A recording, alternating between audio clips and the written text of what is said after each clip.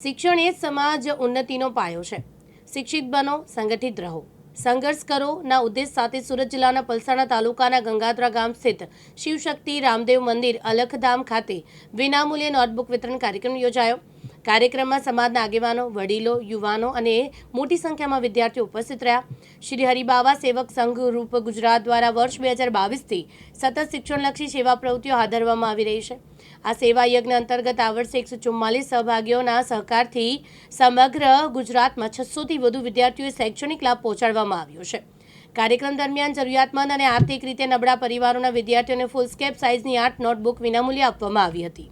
6/6/2024 ના રોજ અલખધામ રામદેવજી મંદિર મુકામે શ્રી હરિબાવા સેવક સંઘ ગ્રુપ દ્વારા વિનામૂલ્યે વિદ્યાર્થીઓને 8 નંગ નોટબુક વિતરણનો કાર્યક્રમનું આયોજન કરવામાં આવ્યું હતું. દર વર્ષે હરિબાવા સેવક સંઘ ગ્રુપ ધોરણ 6 થી કોલેજમાં અભ્યાસ કરતા વિદ્યાર્થીઓને વિનામૂલ્યે 8 નંગ નોટબુક વિતરણ કરે છે.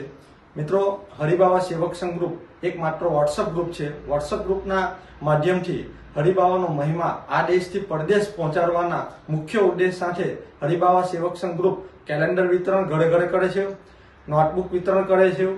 51 હિંડોળાના મહાનવેજ જે આપણા હરિબાવાની પાવન ભૂમિ મઠ મેઘા મુકામે દર વર્ષે 51 પરિવાર અલગ અલગ વિસ્તારોમાંથી આવી આપણે હજારોની સંખ્યામાં ત્યાં ઉપસ્થિત થઈ બાવાનો મહિમા કીર્તિ ઘરે ઘરે પહોંચાડવાના એક લક્ષ્ય સાથે 51 હિંડોળાનો મહાનવેજ કરે છે.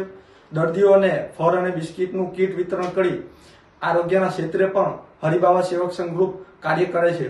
માત્ર વોટ્સઅપ ગ્રુપ હોવાથી આ ગ્રુપ કોઈ સંસ્થા મંડળ કે કોઈ ટ્રસ્ટ નથી, કોઈ મુખ્ય મહેમાન અતિથિ વિશેષ વિના દરેક કાર્યક્રમ કરે છે. રમેશ ખંભાતી, દિવ્યાંગ ન્યૂઝ, પલસાણા, સુરત.